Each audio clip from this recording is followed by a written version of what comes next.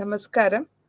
ഞാൻ രാജലക്ഷ്മി പിള്ളി, കൊച്ചി ഇന്ദിരാഗാന്ധിയുടെ റീജിയണൽ സെൻറ്ററിൽ നിന്ന് BPSC 144 സൗത്ത് ഏഷ്യൻ്റെ യൂണിറ്റ് 2 ആണ് ഇന്ന് നമ്മൾ പരാമർശിക്കാൻ പോകുന്നത്. യൂണിറ്റ് 2 സൗത്ത് ഏഷ്യ എന്ന് വരുമ്പോഴത്തേക്കും ഇതിൻ്റെ എല്ലാ സൗത്ത് ഏഷ്യയിലുള്ള എല്ലാ രാജ്യങ്ങളെ പറ്റി ഒന്ന് ടച്ച് ചെയ്ത് പോകുന്നുണ്ട്. ഇതിൽ സൗത്ത് ഏഷ്യ കണ്ടിന്യൂസ് ആയിട്ടുള്ള ഒരു 7000 ഇയേഴ്സിന് മുമ്പുള്ള കഥകളാണ് പറഞ്ഞു വരുന്നത്. ഹിസ്റ്റോറിക്കൽ ആയിട്ടുള്ള കഥകൾ വരുന്നു. കഥകളല്ല, നടന്ന സംഭവങ്ങൾ. അപ്പോൾ ഇവിടെ ഒരുപാട് ഈ സൗത്ത് ഏഷ്യയിൽ നമ്മൾ ഒരുപാട് ഇൻവേഷൻസ് കണ്ടിട്ടുണ്ട്. അതായത് പുറത്തു നിന്നുള്ള ആൾക്കാർ, ആര്യൻസ് ആണ് തുടങ്ങുന്നത്. Aryans, Greeks, Sakas, Huns, Turco Afghans, Mughals. മുഗൾസിന് ശേഷം നമ്മൾ പലരെയും ഇങ്ങനെ വ്യത്യസ്തമായിട്ടുള്ള കാര്യങ്ങളിൽ കൂടി ഫോറിൻ വെസ്റ്റേൺ ഗ്രൂപ്പായിട്ട് പറയുകയാണെങ്കിൽ പോർച്ചുഗീസ് വരുന്നുണ്ട്, ഡച്ച് വരുന്നുണ്ട്, ഫ്രഞ്ച് വരുന്നുണ്ട്, ബ്രിട്ടീഷ് വരുന്നുണ്ട്. ഇവരെല്ലാം ആ കാലഘട്ടങ്ങളിൽ സൗത്ത് ഏഷ്യക്ക് വരുന്നത് ബിസിനസ്സായിട്ടും പിന്നെ പരമ്പരാഗതമായിട്ട് ഇവിടെ താമസിച്ച് പിന്നെ അത് ഇവിടുത്തെ ഒരു ആളായിട്ട് വരുന്നു. ബ്രിട്ടീഷ് ഇൻവേഷൻ ആണ് ഒരു പ്രത്യേക തരമായിട്ടുള്ള ഒരു ഈ നേരത്തെ പറഞ്ഞ ഫ്രഞ്ച്, ഡച്ച്, പോർച്ചുഗീസിനെക്കാട്ടിലും ഒരു വ്യത്യാസമുണ്ട് ഈ ബ്രിട്ടീഷ് ഇൻവേഷനിൽ. ഇവിടെ വന്ന് നമ്മൾ ഉദ്ദേശിക്കുന്നത് എന്താ വെച്ചാൽ കൊളോണിയലിസം. ഫ്രഞ്ചുകാരായാലും ശരി, ബ്രിട്ടീഷുകാരും ശരി, അവർ വരുന്നത് മാർക്കറ്റിന് വേണ്ടി. അവരുടെ ബ്രിട്ടീഷ് കാലഘട്ടത്തിൽ 18ാം നൂറ്റാണ്ടിൽ അവിടെ ഒരു ഇൻഡസ്ട്രിയൽ റവല്യൂഷൻ നടക്കുന്നു. അത് പ്ലസ് അതിൻ്റെ കൂടെ ഈ ഇൻഡസ്ട്രിയൽ അല്ലെങ്കിൽ മാൻമെയ്ഡ് മാൻമെയ്ഡിൽ നിന്ന് മെഷീൻ മെയ്ഡിലേക്ക് മാറുമ്പോൾ അവർക്ക് അതിൻ്റെതായ റോ മെറ്റീരിയൽസ് ആവശ്യമുണ്ട്.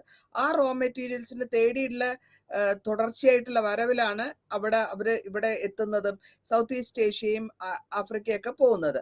അപ്പൊ നമ്മൾ ഈ സൗത്ത് ഈസ്റ്റ് ഏഷ്യ അല്ലെങ്കിൽ സൗത്ത് ഏഷ്യയുടെ ട്രേഡ്, ധനം, ടെക്നോളജി, ഇത്രയും കാര്യങ്ങൾ വലുതായിട്ട് ഡെവലപ്മെന്റ് ഇല്ലാത്ത സമയമായതുകൊണ്ട് അവർക്ക് ഇവിടെ വരാനും ഇവിടുത്തെ പൊളിറ്റിക്കൽ സിസ്റ്റം, എക്കണോമിക് സിസ്റ്റത്തിനെ സബോർഡിനേറ്റ് ചെയ്ത് അവരുടെ കാര്യങ്ങൾക്ക് വേണ്ടി നമ്മൾ ചെയ്യുമ്പോൾ അതിനെ അവരുടെ കോളനിയാക്കി മാറ്റുന്നു. അതുകൊണ്ടാണ് നമ്മൾ കോളനൈസേഷൻ എന്ന് പറയുന്നത്. അപ്പൊ സൗത്ത് ഏഷ്യയിലുള്ള രാജ്യങ്ങൾ കോളനി ആയി കഴിയുമ്പോൾ മദർ കൺട്രിയുടെ പറയുന്ന കാര്യങ്ങൾ കംപ്ലീറ്റ് ആയിട്ട് നമ്മൾ ചെയ്യേണ്ട ഒരു കാലഘട്ടത്തിൽ കൂടെ പൊയ്ക്കൊണ്ടിരിക്കുന്നു. യൂറോപ്പിൽ ആ സമയത്തെ ക്യാപിറ്റലിസം വളരെ സ്ട്രോങ് ആയിട്ട് ഡെവലപ്പായി വന്നുകൊണ്ടിരിക്കുകയാണ്.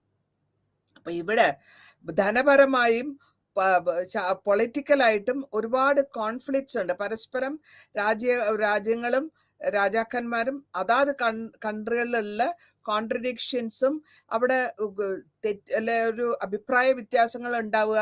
പിന്നെ അത് കഴിഞ്ഞിട്ട് ഗ്രോത്ത്, നാഷണലിസ്റ്റിക് ഫീലിംഗ്, സ്വന്തമായിട്ടുള്ള രാജ്യം എന്നുള്ള ഫീലിംഗ് കൊണ്ടുവരിക. അങ്ങനെ പിന്നെ അത് കൊളോണിയലിസത്തിൽ നിന്ന് അല്ലെങ്കിൽ കോളനിയിൽ നിന്ന് ഫ്രീഡം കിട്ടുക എന്നുള്ള ഇൻഡിപെൻഡൻസ് റൂളിലേക്ക് നമ്മൾ പോകുന്നു. അപ്പോൾ കൊളോണിയലിസത്തിന്റെ കാര്യം നിങ്ങൾക്ക് മനസ്സിലായിട്ടുണ്ടാവും എന്ന് വിചാരിക്കുന്നു. ഇവിടെ നാഷണലിസം ഇൻ സൗത്ത് ഏഷ്യ എന്ന് പറയുമ്പോൾ 3 പാറ്റേൺസിലാണ് വരുന്നത്.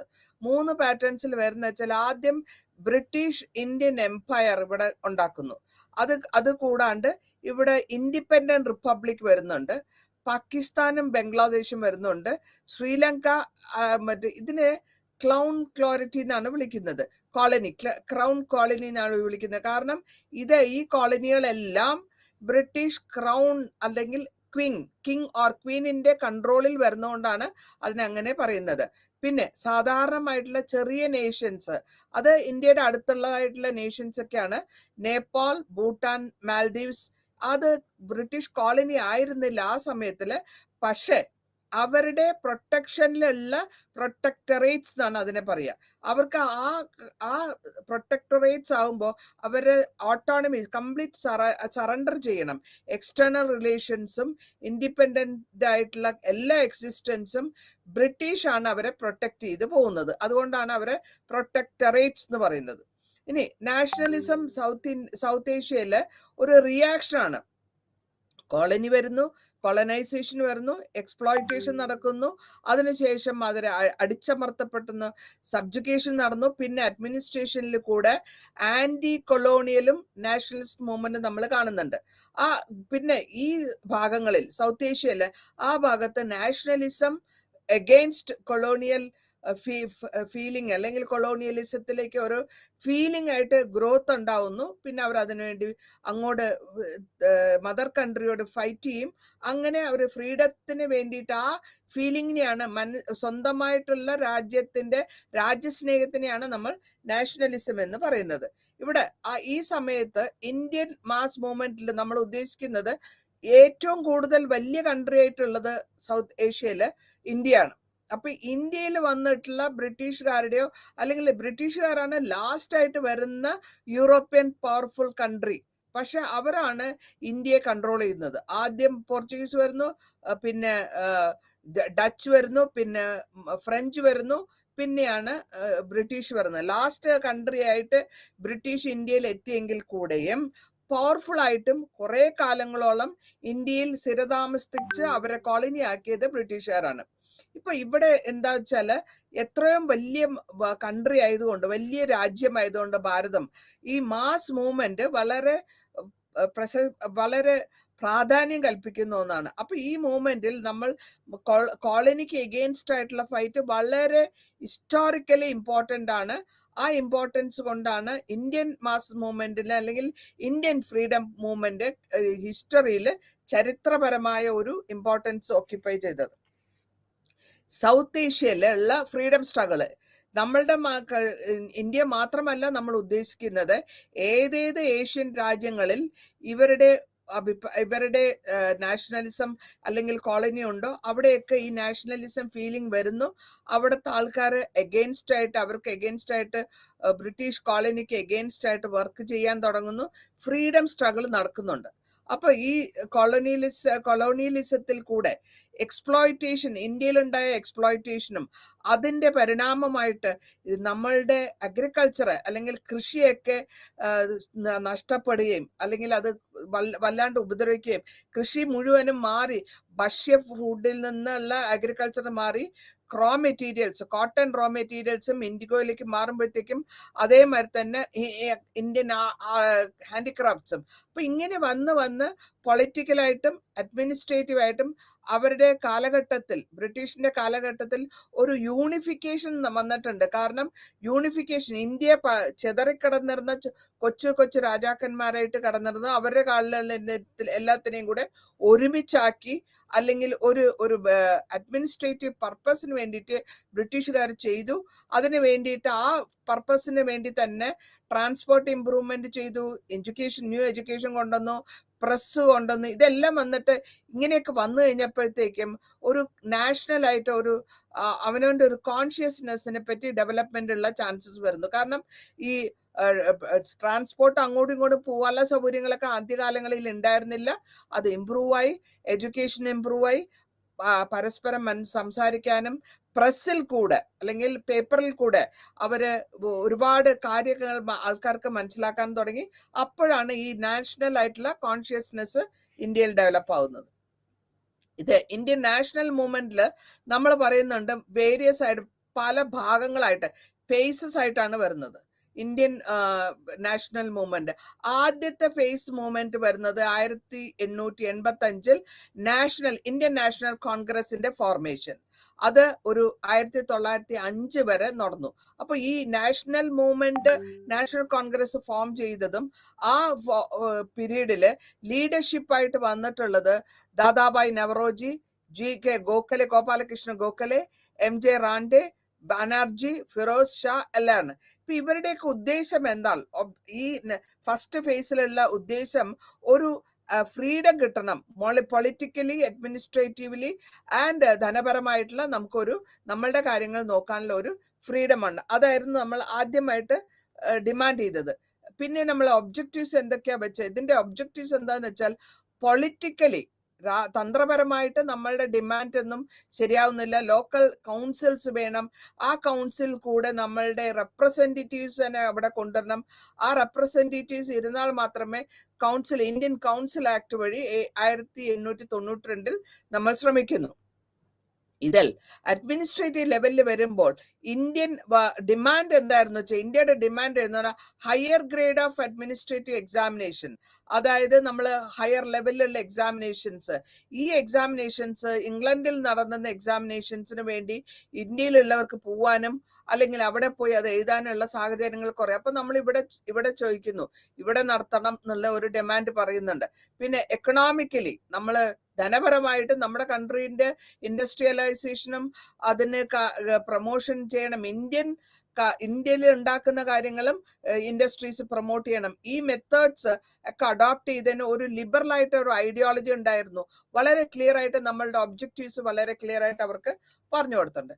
ഇതിലെ കോൺസെപ്റ്റ്സും മെത്തേഡ്സും എന്ത് വിധത്തിൽ അഡോപ്റ്റ് ചെയ്തു, ഏത് വിധത്തിലാണ് നമ്മൾ ഇതിനെ അഡോപ്റ്റ് ചെയ്ത് അല്ലെങ്കിൽ കോൺസെപ്റ്റ്സിനെ ഡെവലപ്പ് ചെയ്തിട്ട് അതിനെ എങ്ങനെ അഡോപ്റ്റ് ചെയ്ത് വെച്ചാൽ കോൺസ്റ്റിറ്റ്യൂഷണൽ അജിറ്റേഷൻ ഉണ്ടാക്കി, ഇഫക്റ്റീവ് ആർഗ്യുമെന്റ് ഉണ്ടാക്കി, പിന്നെ ഡെമോക്രാറ്റിക് കോൺഷ്യസ്നെസ്, ബ്രിട്ടീഷുകാരുടെ ട്രഡീഷൻസ് എഗെയിൻസ്റ്റ് ആയിട്ട് അല്ലെങ്കിൽ അവരെ കൊണ്ട് മെത്തേഡ്സ് വഴി നമ്മൾ ഗ്രാജുവലായിട്ട് കോൺസ്റ്റിറ്റ്യൂഷണലിസം ഗ്രാജുവലായിട്ട് കൊണ്ടിരിക്കാനാണ് നമ്മൾ ഉദ്ദേശിക്കുന്നത്.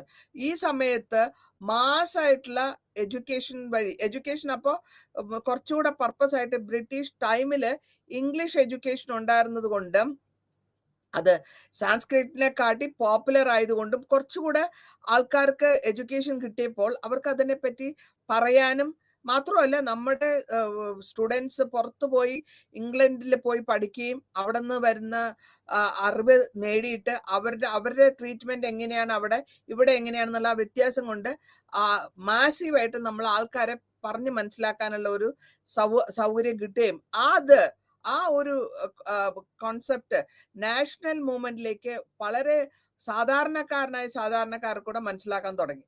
അങ്ങനെ അത് എഡ്യൂക്കേഷൻ ഒരു എഡ്യൂക്കേറ്റഡ് ക്ലാസ് മാത്രമല്ലാണ്ട് എല്ലായിടത്തും അത് സ്പ്രെഡ് ചെയ്യാൻ തുടങ്ങി. ഇനി മുസ്ലിം ലീഗ് എങ്ങനെ ഉണ്ടാകുന്നു? ഈ മുസ്ലിം ലീഗ് വരുന്നത് ആ സമയത്ത് മുസ്ലിംസിന്റെ നമ്പർ മുസ്ലിംസ് ഇവിടെ ഉണ്ടെങ്കിൽ കൂടെയും ഒരു നമ്മളുടെ ഹിന്ദുസും മുസൽമാനും ഒരുമിച്ചാണ് പോയിക്കൊണ്ടിരുന്നത്. പക്ഷെ അവിടെ വ്യത്യാസങ്ങൾ ഉണ്ടായിരുന്നില്ല. ഇവരെ ലീഡർഷിപ്പ് വന്നു സയ്യദ് അഹമ്മദ് ഖാന്റെ ലീഡർഷിപ്പിൽ വരുമ്പോൾ 1906 മുസ്ലിം ലീഗ് ആദ്യമായിട്ട് എസ്റ്റാബ്ലിഷ് ചെയ്യുന്നു. അവരുടെ മുസ്ലിംസ് ലീഗ് എസ്റ്റാബ്ലിഷ് ചെയ്ത ശേഷം അവരുടെ കമ്മ്യൂണൽ ക്യാരക്ടറിൽ കൊണ്ടുവരികയും നാഷണൽ മൂവ്മെന്റിൽ നിന്ന് വിട്ടു നിൽക്കുകയും ചെയ്യുന്നു. അപ്പൊ എന്തുകൊണ്ടാണ് അവർ നിന്ന് വെച്ചാൽ അവർക്ക് ഇമ്പോർട്ടൻസ് കിട്ടണം, അവരുടേതായ അവർക്ക് ഒരു പ്രയോറിറ്റി കിട്ടണം എന്നുള്ളതാണ് അവരുടെ ഡിമാൻഡ്. അപ്പൊ എന്ത് പറ്റി, ബ്രിട്ടീഷുകാര് ലോർഡ് കേഴ്സന്റെ ടൈമില് ലോസ് ഒക്കെ പാസ്സായി, വളരെ കുറെ laws, university act, Calcutta corporation act, ഇതിലൊക്കെ വന്നിട്ട് പവേഴ്സ് കിട്ടണം ഇന്ത്യൻസിന്. അത് മാത്രമല്ല പ്രോവിൻസിനെ പാർട്ടീഷൻ ചെയ്തു. പാർട്ടീഷൻ ചെയ്യുന്ന സമയത്ത് പറഞ്ഞിട്ടുള്ള കാര്യം അഡ്മിനിസ്ട്രേറ്റീവ് കൺവീനിയൻസിന് വേണ്ടി ഡിവൈഡ് ചെയ്തു എന്നാണ് ബ്രിട്ടീഷുകാരുടെ ഡിവിഷൻ, അവരുടെ ഒപ്പീനിയൻ. പക്ഷെ ആക്ച്വലി അത് എഗെയിൻസ്റ്റ് ആയിരുന്നു. അതിൽ മുസൽമാനുള്ളത് ഒരു ഗ്രൂപ്പും ഹിന്ദുസിന്റെ ഒരു ഗ്രൂപ്പും. ആ യൂണിറ്റി, അവരുടെ യൂണിറ്റിയെ നശിപ്പിക്കുക, ഹിന്ദു മുസൽമാൻ യൂണിറ്റിയെ നശിപ്പിക്കാൻ വേണ്ടിയിട്ടാണ് ഈ പാർട്ടീഷൻ ചെയ്തതും. ആ പാർട്ടീഷന്റെ പരിണാമം അവസാനിച്ചത് ബൈ നേഷൻ തിയറിയിൽ വരുമ്പോഴാണ്. അപ്പൊ അങ്ങനെ വരുമ്പോൾ ഈ ഒരു ബെയ്റ്റ് ഇട്ട് കൊടുത്ത മാതിരി ഒരു ബ്രിട്ടീഷ് മെത്തേഡായിരുന്നു അത്, ആ ഡിവിഷൻ അവിടെ. ഇന്ന് എക്സ്ട്രീമിസ്റ്റിന്റെ ഫോർമേഷൻ എന്താന്ന് വെച്ച് കഴിഞ്ഞാല് ഒരു കാരണം വെച്ചാലും നമ്മുടെ ആ ഗ്രൂപ്പിൽ ബാൽ ഗംഗാധർ തിലക്, അരബിന്ദോ ഘോഷ്, ഇതൊക്കെ യങ്സ്റ്റേഴ്സ് ആണ്. ആ സമയത്ത് യങ്സ്റ്റേഴ്സ് ആണ്. ബിപിൻ ചന്ദ്രപാൽ, കാരണം നമ്മൾ നേരത്തെ കണ്ട മോഡറേറ്റ് ഗ്രൂപ്പിൽ കണ്ടു, അവര് പെറ്റീഷൻ ആൻഡ് പ്രേയേഴ്സ് എന്നാ പറയാം. നമ്മൾ പെറ്റീഷൻ എഴുതി കൊടുക്കുക, എന്നിട്ട് പ്രേ ചെയ്യുക, ബ്രിട്ടീഷ് ഗവൺമെന്റ് അതിനെപ്പറ്റി ആലോചിച്ചിട്ട് നല്ലൊരു ഉത്തരം പറയട്ടെ എന്നുള്ള ആ ആറ്റിറ്റ്യൂഡായിരുന്നു മോഡറേറ്റ്സിന്. പക്ഷെ ഈ എക്സ്ട്രീമിറ്റ്സ് ആയിട്ട് വരുന്നവർക്ക് അതിനെപ്പറ്റി താല്പര്യമില്ല. അവർ പറയുന്നത് നമ്മൾ ഒരു മിലിറ്ററി പേസിൽ അല്ലെങ്കിൽ അവരുടെ അതേ നാണയത്തിൽ തിരിച്ചു കൊടുത്താൽ മാത്രമേ നമുക്ക് ഫ്രീഡം കിട്ടുള്ളൂ എന്നുള്ള അഭിപ്രായക്കാരാണ് ഈ എക്സ്ട്രീമിറ്റ്സ് എന്ന് പറയാം. ഇവിടെ ഫിലോസഫിയും അവരുടെ മെത്തേഡും സ്ട്രഗിളും ഒക്കെ അടി എന്നുള്ള ലെവലാണ് പോകുന്നത്. അത് മാത്രമല്ല, അവർ ബോയ്ക്കോട്ട് ചെയ്യും, ഫോറിൻ ഗുഡ്സ് ബോയ്ക്കോട്ട് ചെയ്യുക, എല്ലാ റിലേഷനും ബ്രിട്ടീഷ് ഗവൺമെന്റുമായിട്ടുള്ള എല്ലാ റിലേഷൻസും ബോയ്ക്കോട്ട് ചെയ്യുമ്പോൾ ഇവിടെ വരുന്നത് എന്താന്ന് വെച്ചാൽ, ഇങ്ങനെ ബോയ്ക്കോട്ട് വഴിയും അവരുടെ എക്കോണമീനെ, ബ്രിട്ടീഷിന്റെ എക്കോണമീനെ തകർക്കാനാണ് ഈ ഉദ്ദേശം ഇങ്ങനെ ബോയ്ക്കോട്ടിങ് കൊണ്ടുവരുന്നതും. പിന്നെ അതേസമയം നമ്മളുടെ നാട്ടിൽ ഉണ്ടാക്കുന്ന കാര്യങ്ങൾ അല്ലെങ്കിൽ നമ്മളുടെ സ്വദേശത്ത് ഉണ്ടാകുന്ന കാര്യങ്ങളെ പ്രൊമോട്ട് ചെയ്യണം. അപ്പൊ ആ മെത്തേഡിലാണ് ഈ ബോയ്ക്കോട്ട് മൂവ്മെന്റ് നാഷണൽസ് കൊണ്ടുവരുന്നത്. അത് അഗ്രസീവായിട്ട് ബ്രിട്ടീഷിന്റെ എഗെയിൻസ്റ്റ് ആയിട്ട് നമ്മൾ വളരെ കാര്യമായിട്ടാണ് ചെയ്യേണ്ടി വന്നത്. കാരണം അങ്ങനത്തെ ഒരു സിറ്റുവേഷൻ ആയിരുന്നു ആ സമയത്ത് എന്ന് പറയാം. പൂന പാക്ട് എന്താന്ന് വെച്ചാൽ, ഗാന്ധി ഈ കമ്മ്യൂണൽ ഡിവിഷനെ പറ്റി അഭിപ്രായമില്ലാത്ത ഒരാളായിരുന്നു. അങ്ങേർക്ക് തീരെ താല്പര്യം ഉണ്ടായിരുന്നില്ല ഈ ഡിവിഷൻ. ആ ഡിവിഷൻ കാരണം വ്യത്യാസങ്ങൾ ഉണ്ടാവും, മനസ്സിൽ ഒരു വിത്ത് വിതയ്ക്കുക എന്നുള്ള ലെവലാണ് പുള്ളിയുടെ അഭിപ്രായ പ്രകാരം. അപ്പൊ ഇത് ഒരാള് ഒരു ഗ്രൂപ്പിനാക്കിയാൽ വേറെ ഗ്രൂപ്പും വരുമല്ലോ. അങ്ങനെ വരുന്നപ്പോഴാണ് കോൺഗ്രസ്, ഹിന്ദു മഹാസഭ, മുസ്ലിം ലീഗ്, സിഖ്, പിന്നെ ആ നാട്ടിലുള്ള നേറ്റീവിലുള്ള രാജാക്കന്മാര്. അപ്പൊ ഇതിങ്ങനെ വരുമ്പോഴത്തേക്കും പിച്ച് ഇങ്ങനെ പാർട്ടായിട്ട് മാറിപ്പോകുന്നുള്ള ഇത് ഗാന്ധിജിക്ക് അറിയാമായിരുന്നു. അതുകൊണ്ടാണ് പുള്ളി അത് ഒപ്പോസ് ചെയ്ത്. ബ്രിട്ടീഷ് ഗവൺമെന്റ് ഈ കമ്മ്യൂണൽ അവാർഡ് എന്ന് പറഞ്ഞിട്ട് ഒരു അവാർഡ് കൊടുക്കുന്നുണ്ട്. അത് കമ്മ്യൂണൽ അവാർഡ്സ് കൊടുക്കുമ്പോൾ മുസ്ലിംസിനും സിഖിനും ക്രിസ്ത്യൻസിനും കൊടുക്കുമ്പോൾ ഇതിലെല്ലാം ഏറ്റവും വരുന്നത് ഡിപ്രസ്ഡ് ആയിട്ടുള്ള ലോ ലെവലിലുള്ള ആൾക്കാർക്കാണ് കൊടുക്കുന്നത്. അപ്പൊ അവർക്ക് ഇവരോട് ബ്രിട്ടീഷുകാരോട് കുറച്ചുകൂടെ ഒരു പ്രാധാന്യം കൊടുക്കുന്നു. അവരെ പ്രാധാന്യം കിട്ടിക്കഴിയുമ്പോൾ അവർക്ക് ബ്രിട്ടീഷിനോട് ഒരു അറ്റാച്ച്മെന്റ് വരും. അങ്ങനെയാണ് ആ അവാർഡിന്റെ ബേസിക്, കമ്മ്യൂണൽ അവാർഡിന്റെ ബേസിക് കോൺസെപ്റ്റ് അതാണ്. അപ്പൊ ഗാന്ധിജി ഈ സമയത്ത് ഒരു ജയിലിൽ ഇരിക്കുകയും, ജയിലിൽ നിന്ന് ഗാന്ധിജിയെ പിടിച്ച് ജയിലിലിടുന്ന സമയത്ത് പുള്ളി ഒരു ഫാസ്റ്റിംഗ്, ഡെത്ത് വരെ അല്ലെങ്കിൽ മരണം വരെ നിരാഹാര സത്യാഗ്രഹം എടുക്കുന്നു. അങ്ങനെ വരുമ്പോ ഇത് signing of Poona pact reserved, ഈ ഡിപ്രസ്ഡ് ക്ലാസ് അല്ലെങ്കിൽ താഴെയുള്ളവർക്ക് മാത്രം എന്നുള്ളതിന് മാറ്റി സെപ്പറേറ്റ് ആയിട്ട് ഒരു ഇലക്ടറേറ്റ് ഉണ്ടാക്കി അത് ചെയ്യാന്നുള്ള ഒരു അഭിപ്രായത്തിൽ എത്തുന്നു. ഗവൺമെന്റ് ഓഫ് ഇന്ത്യ ആക്ടിൽ നമ്മൾ പറഞ്ഞിട്ടുള്ളത് 1935 കോൺസ്റ്റിറ്റ്യൂഷണൽ റീഫോംസ് ആണ് പറയുന്നത്. ഗവൺമെന്റിന്റെ ആക്ട് വഴി ഏതൊക്കെ മാറ്റങ്ങൾ നമ്മുടെ ഭരണഘടനയിൽ എന്തെല്ലാം വ്യത്യാസങ്ങൾ കൊണ്ടുവരാം, അതാണ് കോൺസ്റ്റിറ്റ്യൂഷണൽ റീഫോംസ്. അപ്പൊ ഇവിടെ പറഞ്ഞിട്ടുള്ളത് ഓട്ടോണമസ് ആയിട്ടുള്ള ലെജിസ്ലേറ്റീവ് അസംബ്ലീസ് ബ്രിട്ടീഷ് ഇന്ത്യയിൽ കൊണ്ടുവരണം. Federal form of government incorporating പ്രോവിൻസിനെയും മുസ്ലിം പ്രിൻസ്ലി സ്റ്റേറ്റ്സിനെയും മുസ്ലിം സ്റ്റേറ്റിനെയും എല്ലാം കൂടെ ഇൻകോർപ്പറേറ്റ് ചെയ്തിട്ടുള്ള ഒരു ഫെഡറൽ ഫോം ആണ് കൊണ്ടുവരണം എന്നാണ് നമ്മൾ ഈ ഗവൺമെന്റ് ഓഫ് ഇന്ത്യ ആക്ട് വഴി ഉദ്ദേശിക്കുന്നത്. ഈ ഗവൺമെന്റ് ഓഫ് ഇന്ത്യ ആക്ടില് എക്സ്പെക്ടേഷൻസ് പൊളിറ്റിക്കൽ പാർട്ടീസ് ഉണ്ട്. ഈ എല്ലാ പാർട്ടീസും എക്സ്പെക്ട് ചെയ്ത് വരുന്നത് പ്രൊവിൻഷ്യൽ അസംബ്ലീസ് 1937 ഒരു അസംബ്ലി ഉള്ള പ്രൊവിൻഷ്യൽ അസംബ്ലി നടക്കുന്നു. ഈ കോൺഗ്രസ് ആണ് ഏറ്റവും മെജോറിറ്റി ആയിട്ട് വരുന്നത്. 5 പ്രോവിൻസസിലാണ് വരുന്നത്. 7ൽ 5 കോൺഗ്രസ് ജയിക്കുകയും ബാക്കിയുള്ളത് മെജോറിറ്റിയിൽ പോകും. അങ്ങനെ ഒരു മെജോറിറ്റി കോൺഗ്രസ് മെജോറിറ്റി ആവുന്നു. അതേസമയം മുസ്ലിം ലീഗ് അവർക്ക് ഒരു ഗവൺമെന്റ് ഉണ്ടാക്കാൻ ഒരു പ്രോവിൻസിലും അവർക്ക് ഗവൺമെന്റിന്റെ ഒരു ഫോർമേഷൻ വരാത്തത് കൊണ്ട് അതിനെ കോൺഗ്രസ് റിജക്ട് ചെയ്യുന്നു. അവസാനം ഈ കാരണം കോൺഗ്രസ് ഈ ഫോർമേഷൻ റിജക്ട് ചെയ്തത് കൊണ്ട് അത് ജിന്ന എന്നുള്ള ലീഡർക്ക്, മുസ്ലിം ലീഡർക്ക് അത് ഇത്തിരി അഭിപ്രായ വ്യത്യാസവും അങ്ങേർക്ക് ഒരു മാനസികമായിട്ട് ഒരു ബുദ്ധിമുട്ടും ഉണ്ടാക്കുന്നുണ്ട്. അപ്പോഴാണ് ടു നേഷൻ തിയറി കൊണ്ടുവരുന്നത് ജിന്ന. കാരണക്കാലത്ത് ജിന്നയുടെ ഉദ്ദേശം മുഴുവനും ഒരു മുസ്ലിം കമ്മ്യൂണിറ്റിക്കുള്ള ഒരു നേഷൻ ഉണ്ടാക്കുക. 1940 ജിന്ന പറയുന്നത് ടു നേഷൻ തിയറിയാണ്. ടു നേഷൻ എന്ന് പറയുമ്പോൾ മുസ്ലിം ലീഗ് പാസ്സാക്കിയിട്ടുള്ള റെസൊല്യൂഷൻസിനെ വച്ചുകൊണ്ട് ഒരു മുസ്ലിം സ്റ്റേറ്റിനെ ഉണ്ടാക്കിയെടുക്കണം.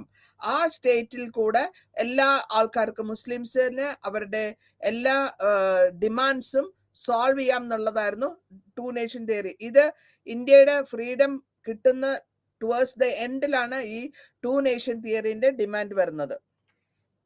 Second world war time broke out ആയപ്പോൾ സമയത്ത് ഇംഗ്ലണ്ട് വാർ ഡിക്ലെയർ ചെയ്യുന്നു വിത്തൗട്ട് നമ്മുടെ ഇന്ത്യ ഗവൺമെന്റിനോടുകൂടി കൺസൾട്ട് ചെയ്യാണ്ട്. ബ്രിട്ടീഷുകാരുടെ റെപ്രസെന്റേറ്റീവ് കൊളോണിയൽ, നമ്മൾ കോളനി ആണല്ലോ ബ്രിട്ടീഷിന്റെ. അപ്പൊ ബ്രിട്ടീഷ് എവിടെയെങ്കിലും വാറിന് പോകുമ്പോൾ നമ്മളുടെ സിപ്പായികളും നമ്മളുടെ ആൾക്കാരെയും ധനവും എല്ലാം അവർ ഉപയോഗിക്കുന്നുണ്ട്. ബട്ട് ഈ ബ്രിട്ടീഷിന്റെ ഫ്ലാഗിന്റെ താഴെയാണ് അവർ വർക്ക് ചെയ്യുന്നത്.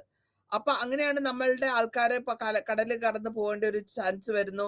അപ്പോൾ അത് ഇന്ത്യൻ നമ്മളുടെ മതത്തിനെ, ഹിന്ദു മതത്തിനെ എഫക്ട് ചെയ്യുന്നു. അങ്ങനെ പല കാരണങ്ങളുണ്ട്. അപ്പൊ ഈ പ്രോവിൻസസ് ഒക്കെ വരുമ്പോഴത്തേക്കും ഗവൺമെന്റിന്റെ, കോൺഗ്രസിന്റെ പ്രോവിൻസിലുള്ളവരൊക്കെ ആ പോസ്റ്റൊക്കെ ഇതെല്ലാം ഇങ്ങനെ കൺസൾട്ട് ചെയ്യാണ്ട് ബ്രിട്ടീഷ് ഗവൺമെന്റ് വാർ ഡിക്ലെയർ ചെയ്തു എന്ന് പറഞ്ഞുകൊണ്ട് അവരൊക്കെ റിസൈൻ ചെയ്യുന്നു. അങ്ങനെ ബ്രിട്ടീഷ് പെട്ടെന്ന് തന്നെ ഒരു ഈ റെസിഗ്നേഷൻ അക്സെപ്റ്റ് ചെയ്യാൻ പറ്റില്ല. 1942 ആണ്. അപ്പോൾ അവിടെ ഡിമാൻഡ് ചെയ്യുന്നത് പെട്ടെന്ന് ഇന്ത്യൻ ഗവൺമെന്റ്, ഇന്ത്യൻ കോൺഗ്രസ് ബ്രിട്ടീഷുകാരോട് ഡിമാൻഡ് ചെയ്ത് ഇന്ത്യ വിട്ടു പോകണം, ക്വിറ്റ് ഇന്ത്യ റെസൊല്യൂഷൻ പാസ്സാക്കുകയും അവരോട് അഭ്യർത്ഥിക്കുന്നത് നിങ്ങൾ ഇനി ഇവിടെ തുടരാൻ പാടില്ല. അപ്പൊ ഈ ക്വിറ്റ് ഇന്ത്യ റെസൊല്യൂഷന്റെ റിയാക്ഷൻ എന്താണെന്ന് നോക്കാം.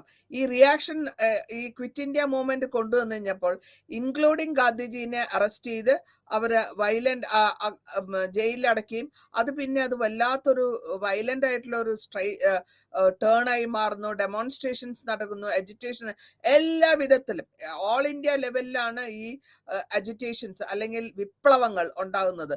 പോലീസ് സ്റ്റേഷൻ അറ്റാക്ക് ചെയ്യുന്നു, പോസ്റ്റ് ഓഫീസ് അറ്റാക്ക് ചെയ്യുന്നു, റെയിൽവേ സ്റ്റേഷൻ അറ്റാക്ക് ചെയ്യുന്നു, കമ്മ്യൂണിക്കേഷൻസ് എല്ലാം കട്ട് ചെയ്ത് കളയുന്നു, റെയിൽവേ ലൈൻസ് ഡിസ്ട്രോയ് ചെയ്യുന്നു. അപ്പൊ ഇങ്ങനെ വരുമ്പോൾ ഈ ചെറുതായിട്ട് വന്ന ഒരു ഭാവം അല്ലെങ്കിൽ അഭിപ്രായ വ്യത്യാസം അത് വലിയൊരു ടോട്ടലായിട്ട് ഗവൺമെന്റ് ഓഫ് ബ്രിട്ടനെ ഒരു തളർത്തി കളയാനുള്ള ഒരു പോളിസി ആയിട്ട് മാറും. അപ്പൊ ജിന്നയുടെ ആ സമയത്ത് ഈ ബേസിസിനെ വെച്ചുകൊണ്ട് ജിന്ന സ്വന്തമായിട്ടുള്ള ആ മോഹം അല്ലെങ്കിൽ ആ ടു നേഷൻ തിയറി എന്നുള്ള മോഹത്തിനെ കുറച്ചുകൂടെ എൻലാർജ് ചെയ്ത് കൊണ്ടുവരികയും ആ സമയത്ത് മുസ്ലിംസിന്റെ സ്പോക്സ് പേഴ്സൺ അല്ലെങ്കിൽ മുസ്ലിംസിന് വേണ്ടി സംസാരിക്കുന്ന ആള് എന്നുള്ള ലെവൽ. അപ്പോൾ അവിടെ അതിന്റെ ഉദ്ദേശം എന്താ വെച്ചാൽ ഇന്ത്യയിൽ ഇന്ത്യക്കാർ അല്ലെങ്കിൽ ഹിന്ദുസിന് വേണ്ടിയിട്ടാണ് കോൺഗ്രസ് വർക്ക് ചെയ്യണേ എന്നുള്ള ലെവലിലേക്കാണ് ജിന്ന അത് പറഞ്ഞു കൊണ്ടിരുന്നത്. അപ്പൊ 1943 ക്വസ്റ്റ്യൻ പറഞ്ഞു, ഒരു കാരണവശാലും നമ്മള് ഇന്ത്യ ഗവൺമെന്റിന്റെ പോളിസി പ്രകാരം പോകില്ല. ഇന്ത്യൻ ഗവൺമെന്റിന്റെ ഫ്രീഡം കിട്ടുമ്പോൾ രണ്ടായിട്ടും ഭാഗിക്കണം, ഇന്ത്യ ഒന്ന് പാകിസ്ഥാൻ ഒന്ന്. അങ്ങനെയാണ് ബൈ നേഷൻ തിയറി വരുന്നത്. ക്യാബിനറ്റ് മിഷൻ വരുന്നു ഇന്ത്യയിലേക്ക്. ബ്രിട്ടീഷിൽ നിന്ന് ക്യാബിനറ്റ് മിഷൻ അയക്കുകയും അവരോട് ഇവിടുത്തെ കാര്യങ്ങൾ വന്ന് വിവരിച്ച് കണ്ടു മനസ്സിലാക്കാനും എങ്ങനെയാണ് ഈ റിവോൾട്ട്, നാഷണൽ ആർമിയുടെ റിവോൾട്ട്, അത് ബ്രിട്ടീഷ് ഗവൺമെന്റ് 1946 ഒരു മിഷൻ, ക്യാബിനറ്റ് മിഷൻ ഇന്ത്യയിലേക്ക് പറഞ്ഞയക്കുന്നു. ഈ മിഷൻ വഴി ഇവിടെയുള്ള പൊളിറ്റിക്കൽ പാർട്ടീസ് ഡിസ്കഷൻ ചെയ്യുന്നു, ഓർഗനൈസേഷൻ ചെയ്യുന്നു. പക്ഷെ ഈ മിഷൻ മുസ്ലിം ലീഗിന്റെ ഡിമാൻഡ് റിജക്ട് ചെയ്യും അല്ലെങ്കിൽ അതിന് പ്രോത്സാഹിപ്പിക്കേണ്ടിയിരിക്കുമ്പോഴത്തേക്കും ഇന്ത്യൻ ഫെഡറേഷനും കോൺസ്റ്റിറ്റ്യൂന്റ് അസംബ്ലി സെറ്റപ്പ് ചെയ്യുകയും ചെയ്തു. അപ്പോ ആ കാലഘട്ടത്തിൽ പ്രപ്പോസ് ചെയ്തത് ഇന്ത്യൻ ഗവൺമെന്റ് അല്ലെങ്കിൽ ഇന്ത്യൻ കോൺഗ്രസ് പ്രപ്പോസ് ചെയ്തത് ഒരു ഇൻട്രീം ഗവൺമെന്റ് ആണ്. അതായത് 1946 ഒരു ചെറിയ ഒരു ഇൻട്രീം ഗവൺമെന്റ് വെച്ചാൽ അടുത്ത ശരിയായിട്ടുള്ള ഒരു ഗവൺമെന്റ് വരുന്നതിന് മുമ്പുള്ള ആ കാലഘട്ടത്തിൽ താൽക്കാലികമായിട്ട് ഇൻട്രീം ഗവൺമെന്റ് ഫോം ചെയ്യാനും അതിന്റെ ലീഡറായിട്ട് ജവഹർലാൽ നെഹ്റുവിനെയാണ് സജസ്റ്റ് ചെയ്യുന്നത്. അപ്പോൾ ആ സമയത്ത് മുസ്ലിം ലീഗ് ജോയിൻ ചെയ്തു എങ്കിലും അതിന്റെ കോൺസ്റ്റിറ്റ്യൂഷൻ വർക്കിംഗ് ഔട്ടില് ഇത് മാറി നിന്നു, മുസ്ലിം ലീഗ് മാറി നിന്നു. കാരണം അവർക്ക് അവരുടെ മനസ്സിലുള്ളത് ഐഡിയ കിട്ടുന്നില്ല. പാർട്ടീഷൻ ഫോർമുല വേണം എന്നുള്ളതായിരുന്നു അവരുടെ നിർബന്ധം. ഫെബ്രുവരി 20 47 പ്രൈം മിനിസ്റ്റർ അനൗൺസ്മെന്റ് ചെയ്യാണ് ക്വിറ്റ് ഇന്ത്യയും. ജൂൺ 48 മുമ്പ് എല്ലാം മൗണ്ട് ബാറ്റൻ വരുന്നു. മൗണ്ട് ബാറ്റനെ കൊണ്ട് കാര്യങ്ങൾ ട്രാൻസ്ഫർ ഓഫ് പവർ, അതായത് കൊളോണിയൽ പവർ നിന്ന് മാറി ബ്രിട്ടീഷ് അണ്ടർ ദ ക്രൗൺ ആയിരുന്നെന്ന് മാറി ഫ്രീഡം കൊടുക്കാനുള്ള ഒരു പോളിസിയാണ് ട്രാൻസ്ഫർ ഓഫ് പവർ. അങ്ങനെ വരുമ്പോൾ ജിന്ന വളരെ അഡമന്റ് ആയിരുന്നു മുസ്ലിം സ്റ്റേറ്റ് വേണം എന്നുള്ള ഒറ്റ നിർബന്ധം. അപ്പോൾ മൗണ്ട് ബാറ്റൻ ഫോർമുലയും അവരെ ഡിവൈഡ് ചെയ്തു, 2 പഞ്ചാബും ബംഗാളും ഡിവൈഡ് ചെയ്ത് അതിനെ മീറ്റ് ചെയ്യണം എന്നുള്ള ഒരു ഒപ്പീനിയനിലേക്ക് വന്ന് നിൽക്കുകയാണ്. അങ്ങനെ ആ opinion partition of Indian independence ടൈമിൽ പൊളിറ്റിക്കൽ പാർട്ടീസോട് ചേർന്ന് Indian parliament Indian independence act പാസ്സാക്കി 1947, അല്ലെങ്കിൽ സിവിൽ വാർ ഉണ്ടായേനെ ആ സമയത്ത്. അത് കഴിഞ്ഞിട്ട് നമ്മൾ കാണുന്നതാണ് പാകിസ്ഥാൻ. അതുവരയ്ക്കും ഭാരതം എന്നുള്ളതാണ്, ഹിന്ദുസ്ഥാൻ ഉണ്ടായിരുന്നുള്ളൂ. പിന്നെയാണ് അതിനെ പാകിസ്ഥാനായിട്ട് മാറുന്നത്. 1947 ഒരേ സമയത്താണ് പാകിസ്ഥാൻ വിഭജനം നടക്കുന്നതും ആ വിഭജനത്തിൽ വഴി ഒരു പുതിയ സ്റ്റേറ്റ് ആയിട്ട് പാകിസ്ഥാനായിട്ട് ഉണ്ടാവുന്നത്. ആ കമ്മ്യൂണലിസം കണ്ടിന്യൂ ചെയ്യുകയാണ് അവിടെ 19ാം നൂറ്റാണ്ടിൽ. ഇവിടെ മുസ്ലിംസിന് മാത്രമായിട്ടുള്ള ഒരു സ്റ്റേറ്റ് അല്ലെങ്കിൽ ഇംഗ്ലീഷ് എഡ്യൂക്കേഷൻ സ്പ്രെഡ് ചെയ്തുകൊണ്ടും അവരുടെ മുസ്ലിംസിന് മാത്രമായിട്ടുള്ള ദിനചര്യകൾ, അവരുടെ ജോബ് മാർക്കറ്റ് ഇൻക്രീസ് ചെയ്യുന്നു. അങ്ങനെ ആ കമ്മ്യൂണിറ്റി, മുസ്ലിം കമ്മ്യൂണിറ്റിക്ക് ഒരു സ്വന്തമായിട്ടുള്ള ഒരു സ്റ്റേറ്റ് എന്നുള്ള ലെവലിലാണ് പാകിസ്ഥാൻ എന്ന് വരുന്നത്. ഈ ബിപിൻ ചന്ദ്ര കമ്മ്യൂണലിസത്തിനെ പറയുന്നത് എന്താന്ന് വെച്ചാൽ, ഈ കമ്മ്യൂണലിസം ഐഡിയോളജി ഒരു ഗ്രൂപ്പിനെ ഒരു റിലീജിയൻ ബേസ്ഡ് ആയിട്ടോ ഒരു കോമൺ ഇക്കണോമിക് ഇൻട്രസ്റ്റ് ബേസ്ഡ് ആയിട്ട് വരുമ്പോഴത്തേക്കും അത് പ്രശ്നങ്ങൾ കൂടുതലുണ്ടാവും. സെക്കൻഡ് സ്റ്റേജിൽ വരുന്നത് നമ്മൾ ബിലീവ് ചെയ്യുന്നത് ഡിഫറെന്റ് റിലീജിയൻ എല്ലാവർക്കും ഒരേ ഇൻട്രസ്റ്റ് ഉണ്ടെങ്കിൽ കൂടെയും നമുക്കൊന്ന് റീകൺസീൽ ചെയ്ത് ഇന്ത്യൻ ഇൻഡിപെൻഡൻസും നാഷണലിസവും സൗത്ത് ഏഷ്യയിലെ അക്കോമഡേറ്റ് ചെയ്യാൻ പറ്റും എന്നുള്ള അഭിപ്രായമാണ് ബിപിൻ ചന്ദ്ര പറയുന്നത്. ആ സമയത്ത് റിലീജിയൻ ഡിഫറൻസസ്, ആ റിലീജിയസ് ഡിഫറൻസസ് കൺവേർഷൻ ചെയ്യും സെക്യുലറിസത്തിലേക്ക് കൊണ്ടുവരുന്നതെന്ന് വരുമ്പോൾ അവിടെ നമുക്ക് അത് കോമ്പാക്റ്റ് ആയിട്ട് കൊണ്ടുപോകാൻ പറ്റാത്ത ഒരു അഭിപ്രായ വ്യത്യാസങ്ങൾ അല്ലെങ്കിൽ മാനസികമായിട്ടുള്ള പ്രശ്നങ്ങളായിട്ട് അത് ഡെവലപ്പ് ആവുന്നു. വിപിൻ അപ്പോഴേ പറഞ്ഞിരുന്നു. ബ്രിട്ടീഷിന്റെ അപ്രൂവൽ, ഈ ബ്രിട്ടീഷ് അപ്രൂവൽ എങ്ങനെയാ വെച്ചാൽ സെക്ടേറിയൽ ഫോം, ഈ ഗവൺമെന്റിന്റെ മുസ്ലിം പാർട്ടിയുടെയും പൊളിറ്റിക്സുമായിട്ട് വരുമ്പോഴത്തേക്കും ബ്രിട്ടീഷുകാര് വളരെ സൗകര്യപ്രദമായിട്ട് ഇതിനെ ഒരു സെപ്പറേറ്റ് എൻറ്റിറ്റി ആയിട്ട് അല്ലെങ്കിൽ സെപ്പറേറ്റ് സ്റ്റേറ്റ് ആയിക്കോട്ടെ എന്നുള്ള അപ്രൂവൽ കൊടുക്കുകയാണ്. അപ്പൊ ആ അപ്രൂവൽ കൊടുത്തു കഴിയുമ്പോഴത്തേക്കും മുസ്ലിംസിന് കുറച്ചുകൂടെ ഒരു ഫേവറിറ്റിസം അല്ലെങ്കിൽ മുസ്ലിം ലീഗിന് ഒരു ഫേവറിറ്റിസം കിട്ടി. അങ്ങനെയാണ് ഒരു ഓൾ ഇന്ത്യ പാർട്ടി ഡിസംബർ 1906 അവർ ഉണ്ടാക്കുന്നു. ഇനി ലക്നൗ പാക്ട്, ഈ Lucknow pact partition of Bengal ഞാൻ നേരത്തെ പറഞ്ഞു, അത് 1912 അത് നള്ളിഫൈ ചെയ്തു എങ്കിലും മുസ്ലിം ലീഗ് പിന്നെയും അത് കണ്ടിന്യൂ ചെയ്തുകൊണ്ടിരുന്നു.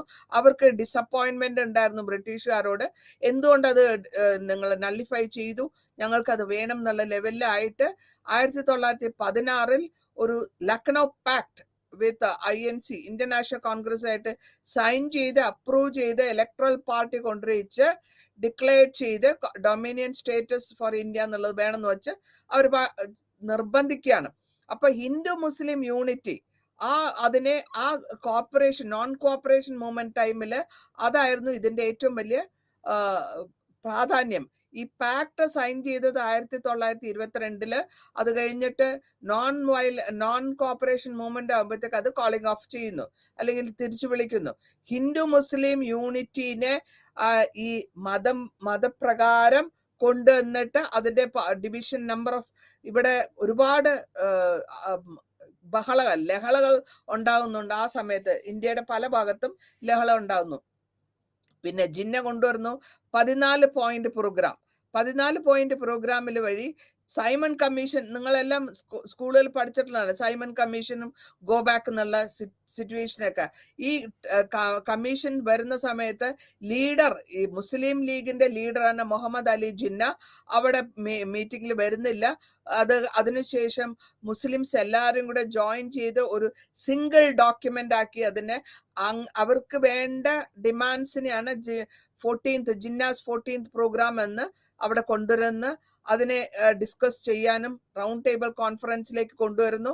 അത് കഴിഞ്ഞു അൺകോംപ്രമൈസ് ആയിട്ട് ഒരു ലീഗും ഒന്നിനും തയ്യാറല്ല, ഞങ്ങൾ സമ്മതിക്കില്ല എന്നുള്ള ലെവലിൽ വരുമ്പോൾ വേറെ വഴിയില്ലാണ്ടാവുമ്പോഴത്തേക്കും ഈ ഡിമാൻഡ് കമ്മ്യൂണൽ അവാർഡ് ആക്സെപ്റ്റ് ചെയ്യുകയും ജിന്ന പറഞ്ഞ പ്രകാരം ഈ 14th പ്രോഗ്രാം ആയിട്ട് മാറുകയും ചെയ്യുന്നു.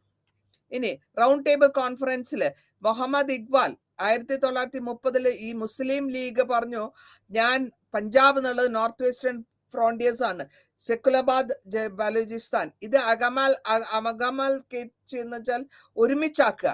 എന്നിട്ട് റൗണ്ട് ടേബിൾ കോൺഫറൻസ് നടക്കുന്ന സമയത്ത് ഒരു ഗ്രൂപ്പ് മുസ്ലിം സ്റ്റുഡൻസ് ഇംഗ്ലണ്ടില് അങ്ങനെ മുസ്ലിം ലീഡർ അല്ലെങ്കിൽ ഗ്രൂപ്പിന്റെ സ്റ്റുഡന്റ് ലീഡറാണ് റഹ്മത്ത് അലി പ്രൊപ്പോസ് ചെയ്യുന്നു മുസ്ലിം സ്റ്റേറ്റ്. അതിന്റെ അർത്ഥം പാകിസ്ഥാൻ, ആ പേരാണ് അത് വരുന്നത്.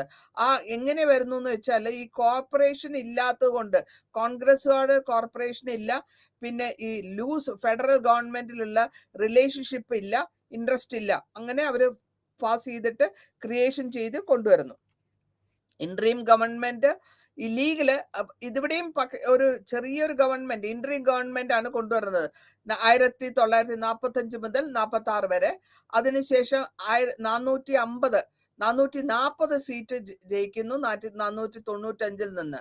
അങ്ങനെ ലീഗ് ഫോർമേഷൻ ഉണ്ടാവുന്നു. മുസ്ലിം പാർട്ടിക്ക് മാത്രമായിട്ട് ജിന്നയാണ് ഡിക്ലെയർ ആയിട്ടുള്ള ഇഷ്യൂ പാകിസ്ഥാൻ ഉണ്ടാക്കുന്നത്. ക്യാബിനറ്റ് മിഷൻ റിജക്ട് ചെയ്തതാണെങ്കിലും പക്ഷെ ആ സമയത്ത് നിവർത്തിയില്ലാത്തത് കൊണ്ട് അത് ഇൻട്രീം ഗവൺമെന്റ് ആയിട്ട് മാറുന്നു. ഡയറക്റ്റ് ആക്ഷൻ ആയിട്ട് നോക്കുമ്പോൾ ജിന്നയുടെ ഒരു ആക്ഷനെ നമ്മൾ ഡയറക്റ്റ് ആക്ഷൻ എന്ന് പറയുന്നു. ഇതില് വിറ്റ്നസ് ചെയ്യുന്നത് മുഴുവൻ 2 കൺട്രികൾ, ബംഗാൾ, ബീഹാർ, യുണൈറ്റഡ് പ്രോവിൻസസ്, ഡൽഹി എത്തണം, പഞ്ചാബ് വേണം, മൗണ്ട് ബാറ്റൻ വേറെ നിവൃത്തിയില്ലാണ്ട് ട്രാൻസ്ഫർ ഓഫ് പവർ ഇമ്മീഡിയറ്റ് ആയിട്ട് ചെയ്യണം എന്നുള്ള ഒരു സിറ്റുവേഷനിൽ വരികയും മൗണ്ട് ബാറ്റൻ ഇന്ത്യൻ നാഷണൽ കോൺഗ്രസ്സുകാരോടും ജിന്നയോടും സംസാരിച്ച് ഇന്ത്യൻ പാർട്ടീഷനെ പറ്റി ഒരു ധാരണയിലെത്തിയും ഇന്ത്യൻ ഇൻഡിപെൻഡൻസ് ആക്ട് 1947 കൊണ്ടുവരുമ്പോൾ 2 ഡൊമിനിയൻസ് അഡ്ജസ്റ്റബിൾ ഫിക്സേഷൻ വെച്ച് അത് ബൗണ്ടറി കമ്മീഷൻ വെച്ച് partition of Bengal and Punjab. ആ സമയത്ത് അങ്ങനെയാണ് ഈ പൊളിറ്റിക്കൽ ഡിവിഷൻ, അങ്ങനെ അതിന്റെ പരിണാമമായിട്ട് ആദ്യം ബംഗാളിൽ ഉണ്ടായിരുന്ന ആ ഡിവിഷന്റെ പരിണാമമായിട്ട് നമ്മൾ പാകിസ്ഥാൻ ക്രിയേഷൻ കാണുന്നു. ഇനി അടുത്ത സ്റ്റേറ്റ് ആയിട്ട് വരുന്നത് സൗത്ത് ഏഷ്യയിലേക്ക് വരുന്നത് ബംഗ്ലാദേശ്, തൊട്ടടുത്തതാണ്. ബംഗ്ലാദേശിന്റെ ഒരു പാകിസ്ഥാന്റെ ഒരു ഭാഗമാണെങ്കിൽ കൂടിയും ഇവിടെയും മുസ്ലിംസ് ഉണ്ട്, ഒരു സെപ്പറേറ്റ് ലാൻഡാണ് അവരുടെ ഏറ്റവും ലാൻഡ്മാർക്ക് എന്താന്ന് വെച്ച് കഴിഞ്ഞാൽ അവർക്ക് decision ruling government Bengali nationalism in Pakistan, ബംഗാളിലുള്ള ബംഗാളീസ് ഉള്ളവരാണ് അല്ലെങ്കിൽ ബംഗാളി ലാംഗ്വേജ് സംസാരിക്കുന്നവരാണ്. ഈ ലാംഗ്വേജ് അതായത് പാകിസ്ഥാനിൽ അവർ സംസാരിക്കുന്ന ഭാഷ ഉറുദു, ബംഗാളികൾ സംസാരിക്കുന്ന ഭാഷ ബംഗാളി. അപ്പൊ അവർക്ക് അവരുടെ ഭാഷ സംസാരിക്കുന്നത് വേണം, അത് അവരുടെ ഭാഷയിൽ ബേസ് ചെയ്തിട്ടുള്ള ഒരു രാജ്യം വേണമെന്നുള്ള ഡിമാൻഡ് വരുന്നു. പിന്നെ പോപ്പുലേഷൻ കൂടുതലാണ്, പോലീസ് അവരെ അടിച്ചോടിക്കുമ്പോഴത്തേക്കും അത് ഇന്റൻസിഫൈ ചെയ്യുന്നത് ഒരു ഇൻഡിവിജ്വലിന്റെ മരണത്തിന് ശേഷം ഈ വെസ്റ്റ് പാകിസ്ഥാനിൽ നടക്കുന്ന പ്രശ്നങ്ങളാണ് ഈ ബംഗാളി കാൻഡിഡേറ്റ്സിന് അല്ലെങ്കിൽ ബംഗാളീസിന് പാകിസ്ഥാൻ ഗവൺമെന്റിന്റെ ഒരു ഇറിറ്റേഷൻ ഉണ്ടാവുന്നു. ആ ലാംഗ്വേജ് പ്രോബ്ലം മൂവ്മെന്റ് വളരെ നാഷണലിസ്റ്റിക് സെന്റിമെന്റിലാക്കി റീഇൻഫോഴ്സ് ചെയ്ത് അവർ പൊളിറ്റിക്കൽ ട്രീറ്റ്മെന്റിൽ കൊണ്ടുവന്നിട്ട് ഡിമാൻഡ് ചെയ്യും. വെസ്റ്റ് പാകിസ്ഥാൻ ഗവൺമെന്റിന്റെ എഗെയിൻസ്റ്റ് ആയിട്ട് അവർ വർക്ക് ചെയ്യാൻ തുടങ്ങി. ബംഗാളി ഇഷ്യൂ ഇവിടെ വരുന്നത് ബംഗാളി കാൻഡിഡേറ്റ്സ് അല്ലെങ്കിൽ പാകിസ്ഥാനിൽ താമസിക്കുന്ന ബംഗാളി ലാംഗ്വേജ് സ്പീക്കിംഗ് ആൾക്കാരെന്ന് പറയാം. അവരുടെ റിലേഷൻഷിപ്പ് വെസ്റ്റ് പാകിസ്ഥാനും ഈസ്റ്റ് പാകിസ്ഥാനും തമ്മിലുള്ള ചേർച്ച ഇല്ലായ്മ, എക്സ്ചേഞ്ച് ഓഫ് ഏർണിങ്സ് ഉണ്ട്, അത് ഡെവലപ്മെന്റിന് ഉപയോഗിക്കുന്നില്ല. അപ്പോൾ ഈസ്റ്റ് പാകിസ്ഥാന്റെ പ്രോഗ്രസ് വളരെ സ്ലോ ആയി പോയിക്കൊണ്ടിരിക്കുന്നു. അപ്പോൾ ഈസ്റ്റ് പാകിസ്ഥാൻ സബോർഡിനേറ്റ് പൊസിഷനിൽ വരുമ്പോൾ പാകിസ്ഥാന്റെ സ്ട്രക്ചറിൽ അവർക്ക് പ്രാധാന്യം കിട്ടുന്നില്ല എന്നുള്ള ഒരു ഡിമാൻഡ്. അപ്പോൾ ഈ മാനേജ്മെന്റ് ഈസ്റ്റ് പാകിസ്ഥാൻ അഫയേഴ്സ് ഒക്കെ ഒരു നോൺ ബംഗാളി നവാബ് അല്ലെങ്കിൽ മുസ്ലിം ട്രേഡേഴ്സ് ആണ് കൺട്രോൾ ചെയ്തുകൊണ്ടിരുന്നത്. ആ കാലഘട്ടത്തിലാണ് ഈ 2 കുറച്ചുകൂടെ കഠിനമായിട്ടുള്ള ഫോഴ്സസിനെ കൊണ്ട് ഈസ്റ്റ് പാകിസ്ഥാനില് ഒരു പ്രശ്നം ഉണ്ടാകുന്നു. അപ്പോൾ എന്താവും, അവിടെ ഉള്ളവര് ബംഗാളി ലീഡർഷിപ്പ് വേണം എന്നുള്ള ഒരു ഡിമാൻഡിൽ കൊണ്ടുവന്നിട്ട് ആ സ്ട്രക്ചർ കൊണ്ടുവരുന്നു. ഇനി യുണൈറ്റഡ് ഫ്രണ്ട് എന്ന് വരുമ്പോഴത്തേക്കും ആമി മുസ്ലിം ലീഗ് ഇവരുടെ ലീഡറുടെ പേരിന് ബഷാനി. 1949 എല്ലാ ബംഗാളീസും കൂടെ ചേർന്ന് ഒരു യുണൈറ്റഡ് ഫ്രണ്ട് ആയിട്ട് കൊണ്ടുവരുന്നു. ഇവരുടെ demand autonomy, east Pakistan autonomy ആയിരിക്കണം. അത് മാത്രമല്ല ബംഗാളി ലാംഗ്വേജിനെ സ്റ്റേറ്റ് ലാംഗ്വേജ് ആയിട്ട് ഡിമാൻഡ് ചെയ്തു. ഇത് മാത്രമല്ല ഇതൊക്കെ ഡിഫീറ്റ് ചെയ്തു. മുസ്ലിം ലീഗ് സമ്മതിക്കുന്നില്ല ഈസ്റ്റ് പാകിസ്ഥാനിൽ. അപ്പൊ മുസ്ലിം ലീഗിന്റെ ഡിസ്മിസൽ, യുണൈറ്റഡ് ഫ്രണ്ട് എന്നുള്ള ഫോർമേഷനെ ഡിസ്മിസ് ചെയ്യുകയും അവിടെ മിലിറ്ററി റൂള് സ്ഥാപിക്കുകയും ചെയ്തു. അല്ലെങ്കിൽ മിലിറ്ററി ഭരണം കൊണ്ടുവരുമ്പോൾ അത് ഗവർണറുടെ റൂൾ അല്ലെങ്കിൽ ഗവർണറുടെ ഭരണം എന്ന് പറയുന്നു. അതിനെ കൊണ്ടുവന്ന ശേഷം അവരുമ്പോഴത്തേക്ക് എസ്റ്റാബ്ലിഷ്മെന്റ് ആവുന്നു ബ്രിട്ടീഷ് ഗവൺമെന്റ് അല്ല military dictator general Ayub Khan. 1959 first ഫേസിൽ സ്ട്രഗിൾ ആണ്. പാകിസ്ഥാൻ ഈസ്റ്റ് പാകിസ്ഥാൻ ആളുടെ ലീഡറായിട്ട് വരികയും പിന്നെ ഈ military dictator Ayub Khan really എന്താ വെച്ചാൽ മിഡിൽ ക്ലാസ് ലെവലിലുള്ളവര് അല്ലെങ്കിൽ വെർണാക്കുലർ എലൈറ്റ് ഉള്ളവര് ആദ്യം വരെ വരാൻ പാടില്ല, അവർ താഴ്ന്ന തട്ടിൽ തന്നെ നിൽക്കണം എന്നുള്ള ഒരു അഭിപ്രായം ഉണ്ടായിരുന്നു. ഇനി മുജീബ് റഹ്മാന്റെ കാര്യങ്ങള്. മുജീബ് റഹ്മാൻ 6 പോയിന്റ് ആയിട്ടാണ് വരുന്നത്. 1966 പുള്ളിയുടെ മുജീബ് റഹ്മാൻ ഡിമാൻഡ് ചെയ്ത് ഗവൺമെന്റ് ഫെഡറൽ ഗവൺമെന്റ് ആയിരിക്കണം, പാർലമെന്ററി നേച്ചറിൽ ഉണ്ടായിരിക്കണം, യൂണിവേഴ്സൽ അഡൽട്ട് ഫ്രാഞ്ചൈസ് എല്ലാവർക്കും കൊടുക്കണം, പോപ്പുലേഷൻ ബേസ് അനുസരിച്ച് ഏത് സ്ഥലത്താണോ കൂടുതൽ പോപ്പുലേഷൻ ഉള്ളത് അവിടെ കൂടുതൽ ആൾക്കാർക്ക് കാൻഡിഡേറ്റ്സ് നിൽക്കാനുള്ള ബേസിസ്. പിന്നെ പറയുന്നത് principal stability. Foreign affairs, federal government foreign അഫയേഴ്സിനും ഡിഫൻസും മാത്രമേ നോക്കാൻ പാടുള്ളൂ. ഓരോ വിങ്ങിനും അവരുടേതായ കറൻസി ഉണ്ടാക്കണം. അത് മാത്രമല്ല കറൻസിയുടെ അക്കൗണ്ട്സും ഉണ്ടാക്കണം. ടാക്സേഷൻ ഓരോ പ്രോവിൻസിലും സെപ്പറേറ്റ് ലെവലിലായിരിക്കണം. ഫെഡറൽ യൂണിറ്റ് കൺട്രോൾ ചെയ്ത് പോകുമ്പോൾ ഫോറിൻ എക്സ്ചേഞ്ചിന്റെ ഏർണിങ്സ് കൊണ്ടുവരണം. ഈ ഓരോ യൂണിറ്റിനും വരുന്ന റേസ് അല്ലെങ്കിൽ അവർക്ക് സ്വന്തമായിട്ട് ഓരോ യൂണിറ്റും അവരുടേതായ പാരാമിലിറ്ററിയും മിലിറ്ററിയും ഉണ്ടാക്കണം. ഇതൊക്കെയായിരുന്നു മുജീബ് റഹ്മാന്റെ 6 പോയിന്റ് പ്രോഗ്രാം ആയിട്ട് 1966 കൊണ്ടുവന്നത്. പിന്നെ 1970 ഒരു ജനറൽ ഇലക്ഷൻ നടക്കുകയാണ്. ഈ ജനറൽ ഇലക്ഷൻ വഴി അവരുടെ അസംബ്ലി, നാഷണൽ അസംബ്ലി ഉണ്ടാക്കുകയും ഈസ്റ്റ് പോപ്പുലേഷൻ വിങ്ങിലെ വരും. ആ നാഷണൽ അസംബ്ലി പോസ്റ്റ്പോൺ ചെയ്ത് മിലിറ്ററി റൂളും എലൈറ്റ് ആക്കി മാറ്റിയും ഒപ്പോസിഷൻ വന്നു.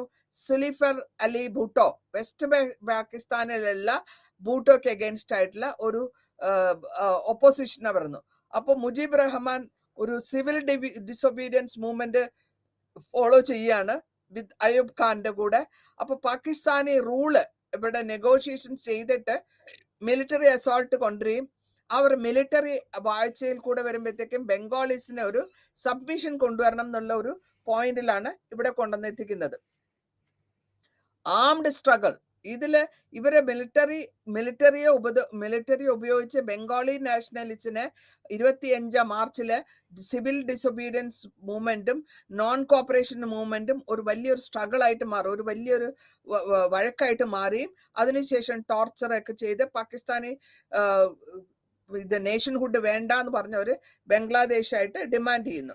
ഇന്ത്യയുടെ റോള് ഇതിൽ എങ്ങനെയാണ്? ഫോർമേഷൻ ഓഫ് ഇന്ത്യ എങ്ങനെയാണ് ബംഗ്ലാദേശ് ഉണ്ടാക്കാനുള്ള സൗകര്യങ്ങൾ ഉണ്ടാക്കി കൊടുത്തതെന്ന് വെച്ചാൽ ഇന്ത്യ എല്ലാവിധ മിലിറ്ററി ട്രെയിനിങ്ങും ഫ്രീഡം ഫൈറ്റേഴ്സിന്റെ ട്രെയിനിങ്, മാസീവായിട്ട് ഡിപ്ലോമാറ്റിക് ഒഫൻസ് ഒക്കെ എങ്ങനെ കൊണ്ടുപോകാം, ജനസൈഡ് എങ്ങനെ, ഇന്ത്യൻ മിലിറ്ററിന്റെ സപ്പോർട്ട് അവർക്ക് കിട്ടും. പാകിസ്ഥാന്റെ ഡിക്ലെയർ, അപ്പൊ ആ സമയത്ത് പാകിസ്ഥാൻ ഇന്ത്യക്ക് ബംഗ്ലാദേശിനെ ഇന്ത്യ സപ്പോർട്ട് ചെയ്യുന്നത് കൊണ്ടും മിലിറ്ററി ട്രെയിനിങ് കൊടുക്കുന്നതും പാകിസ്ഥാൻ വേഗം ഇന്ത്യക്ക് അഗേൻസ്റ്റ് ആയിട്ട് ഒരു വാർ ഡിക്ലെയർ ചെയ്യുന്നു ഡിസംബർ 3 ഈ ആംഡ് സ്ട്രഗിൾ എൻഡ് ആവുന്നത്, അവസാനിക്കുന്നത് December 16 1971 army, Pakistan army surrender ചെയ്യേണ്ടി വരുന്നു. ആരോട് സറണ്ടർ ചെയ്യുന്നു?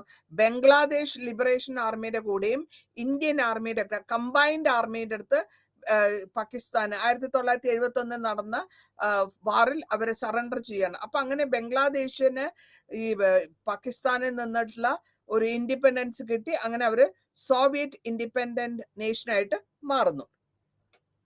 അപ്പോൾ അടുത്തതായിട്ട് നമ്മൾ കാണുന്നത് ശ്രീലങ്ക. ഈ നെയ്ബർഹുഡിൽ വരുന്ന സ്റ്റേറ്റ്സ് ആണ് ഞാൻ ഈ പറഞ്ഞുകൊണ്ട് വരുന്നത്. ഈ ശ്രീലങ്ക വരുമ്പോഴത്തേക്കും ശ്രീലങ്കയിലും ഇതേമാതിരി ഐലൻഡ്സ് ആണ്, ഒരുപാട് ഐലൻഡ്സ് ആണ് കിടക്കുന്നത്. ഐലൻഡ്സിനെ ഇവര് ആ കാലഘട്ടത്തിൽ, മൂന്നാം കാലഘട്ടത്തിൽ സിലോണിൽ കണ്ടില്ല, ആ പഴയ പേര് സിലോൺ ആയിരുന്നു. അപ്പോൾ അവിടെ ഉണ്ടായിരുന്ന കാര്യങ്ങൾ എന്താ വെച്ചാൽ, സൗത്ത് ഏഷ്യയില് ഇന്ത്യൻ കോണ്ടിനെന്റിന്റെ അല്ലെങ്കിൽ ഇന്ത്യൻ പെനിൻസുലന്റെ നെയ്ബറാണ് സിലോൺ. സിലോണില് ഒരു പ്രോവിൻസ് ആണ് ചോള കിങ്ഡം. ഇവിടെ നിന്ന് നമ്മുടെ സൗത്ത് ഇന്ത്യയില് ചോള കിങ്ഡത്തിൽ ഉണ്ടായിരുന്ന ആൾക്കാര് അവിടെ മൈഗ്രേറ്റ് ചെയ്യും, അവിടെ താമസിക്കുകയും ചെയ്യുന്നു. അപ്പൊ 12ാം സെഞ്ചുറിയില് സിംഗള കിങ് പ്രഭുക്കാര യൂണിഫൈ ചെയ്ത് ഒരു ഹോളായിട്ട് ഒരു കൺട്രീനെ ഡിസ്ട്രിക്റ്റ് ആയിട്ട് ചെറുതായിട്ട് കടന്നതിനെ ഒന്നാക്കി എടുത്തിട്ടാണ് ഈ പേര് കൊണ്ടിരിക്കുന്നത്. അവിടെ തമിഴ് കിങ്ഡം എന്ന് പറയുമ്പോൾ അങ്ങരുടെ മരണശേഷം ഈ ഈ രാജ്യത്ത് പല ഭാഗങ്ങളിലും ഒരുപാട് പ്രശ്നങ്ങൾ ഉണ്ടാകുകയും ആ പ്രശ്നങ്ങൾ അവരുടെ യൂണിഫിക്കേഷൻ, തമിഴ് കിങ്ഡം, തമിഴ് ഇല്ലം, LTT ട്രെയിനർ നമ്മൾ നാടുകളിൽ കണ്ടിട്ടുണ്ട്, LTT.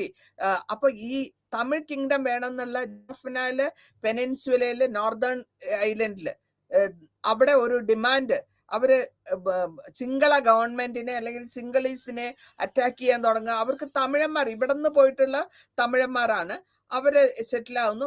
കാരണഘട്ടം കൂടുതലും ഈ എന്താ പറയാ, നമ്മുടെ ഈ ഫാമിലും അല്ലെങ്കിൽ പ്ലാന്റേഷനിലും വർക്ക് ചെയ്യുന്നവരാണ്. ഈ പോർച്ചുഗീസ് സമയത്ത് 16ാം നൂറ്റാണ്ടിൽ സിലോൺ 3 ഭാഗമായിട്ട് മാറി, ഇൻഡിപെൻഡന്റ് സ്റ്റേറ്റ് ആയിട്ട് മാറുന്നു. 2 ഭാഗം സിംഗളൈസ്, ഒരു ഭാഗം ഒന്ന് കോട്ടയിലെ ബേസ്ഡ്, രണ്ടാമത്തത് സൗത്തിൽ ബേസ്ഡ്, മൂന്നാമത്തത് ഈസ്റ്റ് ഓഫ് ദ ഐലൻഡ്. പിന്നെ വരുന്നത് കാണ്ടി എന്ന് പറയുന്നത് അവരുടെ സെൻട്രൽ ഭാഗമാണ്, കണ്ടി എന്ന് പറയും. അവിടെ അത് കൂടാണ്ട് ഒരു തമിഴ് കിങ്ഡം എന്നുള്ളത് നോർത്ത് ഈസ്റ്റ് ഭാഗത്ത് ആണ്. അങ്ങനെയാണ് ഈ 3 ഡിവിഷൻ അവിടെ തമിഴ് കിങ്ഡത്തിൽ ഉള്ളപ്പോൾ സിംഗളക്കാരും സിംഗള റൂളേഴ്സും സിംഗള പീപ്പിളും തമിഴ് ബേസ്ഡ് ആൾക്കാരും തമ്മിലുള്ള ശ്രീലങ്കയിലെ ഭയങ്കര ഫൈറ്റ് നടക്കും. ഇതിനു ശേഷം നമുക്ക് ഡച്ചും ബ്രിട്ടീഷും എങ്ങനെ അത് യൂട്ടിലൈസ് ചെയ്തു. ഈ ഡച്ചും ബ്രിട്ടീഷും സപ്പോർട്ടേഴ്സ് ആണ്. 17ാം നൂറ്റാണ്ടിൽ അവര് ഡച്ചിനെ റീപ്ലേസ് ചെയ്തിട്ട് അവര് റിപ്പോർട്ട് ചെയ്യുന്നത് ഡച്ച് സിലോണിനെ ഒരു 100 വർഷത്തോളം റിമെയിൻഡ് ഇൻഡിപെൻഡന്റ്, അതിന്റെ കാണ്ടിയൻ കിങ്സിനെ സപ്പോർട്ട് ചെയ്യുന്ന ട്രേഡേഴ്സ് ആണ്. അതിനെ മാറി ബ്രിട്ടീഷുകാര് അവരെ ഡച്ചിനെ മാറ്റി 1976-ൽ 1802-ൽ അബോളിഷ് ചെയ്തിട്ട് തമിഴ് സ്റ്റേറ്റിനെ ഒരു ക്രൗൺ കോളനി, അതായത് ബ്രിട്ടീഷിന്റെ ക്രൗൺ കോളനി. ഞാൻ നേരത്തെ പറഞ്ഞു ക്രൗൺ കോളനി എന്ന് വെച്ച് കഴിഞ്ഞാൽ ദാറ്റ് കോളനി അവരുടെ ബ്രിട്ടീഷ് ഗവൺമെന്റിന്റെ അല്ലെങ്കിൽ ബ്രിട്ടീഷ് ക്വീൻ അല്ലെങ്കിൽ കിങ്, അതിനെയാണ് ക്രൗൺ എന്ന് പറയുന്നത്. തലപ്പത്തുള്ളവര് രാജാവിന്റെ കോളനി ആക്കി മാറ്റിയാണ് ചെയ്യുന്നത്. ഇനി ഇവിടെ ഒരു ഗ്രേറ്റ് റെബല്യൻ നടക്കുന്നുണ്ട്. ഈ സമയത്ത് 1815-ൽ ഈ അഡ്വാൻറ്റേജ്, ഇന്റേണൽ ആയിട്ടുള്ള പരസ്പരമുള്ള അഭിപ്രായ വ്യത്യാസങ്ങൾ, കാണ്ടിയൻസിന്റെ പ്രിവിലേജസ്, അവരുടെ പ്രിസർവേഷൻ, കസ്റ്റമറി ലോസ് ഉണ്ട്, ഇൻസ്റ്റിറ്റ്യൂഷൻസ് ഉണ്ട്, റിലീജിയൻ ഉണ്ട്. ഇതൊരു അഭിപ്രായ വ്യത്യാസത്തിന് ബ്രിട്ടീഷ് വളരെ കൂളായിട്ട് ഉപയോഗിച്ച് നായ്ക്കനാർ ഡൈനാസ്റ്റിനെ അടിച്ചമർത്താൻ അത് ഉപയോഗിച്ചു. അത് മാത്രമല്ല കാണ്ടിയിൽ അവർ സെപ്പറേറ്റ് ആയിട്ടുള്ള ഒരു അഡ്മിനിസ്ട്രേഷൻ കൊണ്ടുവരികയും അതിൽ കൂടെ ഒരു സ്റ്റേറ്റസ്, അരിസ്റ്റോക്രാറ്റിന്റെ ബിഹൂസ്, ഒരു അരിസ്റ്റോക്രസി എന്നുള്ള ഒരു പോപ്പുലേഷൻ കൊണ്ടുവന്ന് അവരുടെ ആധിപത്യം സ്ഥാപിക്കുകയും ചെയ്തു. ഇതിന്റെ പരിണാമമായിട്ട് നമ്മൾ കാണുന്നത് ഒരു ബ്രിട്ടീഷുകാരോട് ഉള്ള ബ്രിട്ടീഷ് കൺട്രോളിനോട് 1818-ൽ ഒരു റെബല്യസ് ആയിട്ടുള്ള ഒരു അറ്റാക്കാണ്. ഗ്രേറ്റ് റെബല്യൻ എന്നാണ് അതിന്റെ പേര്. അവരെ ക്രഷ് ചെയ്ത് അല്ലെങ്കിൽ കാണ്ഡ്യ പ്രോവിൻസിനെ ബാക്കിയുള്ള രാജ്യങ്ങളുമായിട്ട് ചേർത്ത് ഈ റെബല്യസ് അല്ലെങ്കിൽ വിപ്ലവത്തിനെ അടിച്ചമർത്തി അവരെ അതിനെ ഒറ്റയ്ക്കാക്കി ബാക്കിയുള്ള രാജ്യത്തോടു കൂടി ചേർക്കുകയാണ് ചെയ്യുന്നത്. ഇനി ചാർട്ടർ ഓഫ് ജസ്റ്റിസിൽ എന്താ പറയുന്നതെന്ന് വെക്കാം. 1833-ൽ ബ്രിട്ടീഷ് കോളനി റിഫോർമേഷൻ തുടങ്ങുകയാണ്.